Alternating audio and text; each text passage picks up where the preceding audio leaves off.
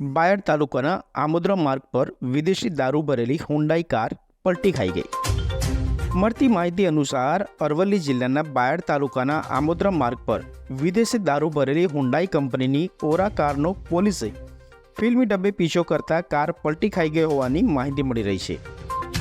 બાયડ પોલીસે બાતમીને આધારે નાકાબંધી કરતા કાર પોલીસની નાકાબંધી જોઈને ભાગવા જતાં પલટી ખાઈ ગઈ હોવાની માહિતી મળી। કાર પલટી ખાઈ જતા આકોડિયાના બુટલેગરો કાર મૂકીને ભાગી છૂટ્યા હોવાની માહિતી મળી રહી છે। કારમાંથી જુદી જુદી બ્રાન્ડની વિદેશી દારૂની બોટલો નંગ 691 કુલ રૂપિયા 1 લાખના મુદ્દામાલને ઝડપી પાડ્યો। કાર અને વિદેશી દારૂ મળી કુલ રૂપિયા 5 લાખનો મુદ્દામાલ પોલીસે જપ્ત કર્યો। બાયડ તાલુકાના આકોડિયાના જયેશ ઝાલા અને લાલા રંગેશસિંહ ઝાલા સામે પોલીસે પ્રોહિબિટ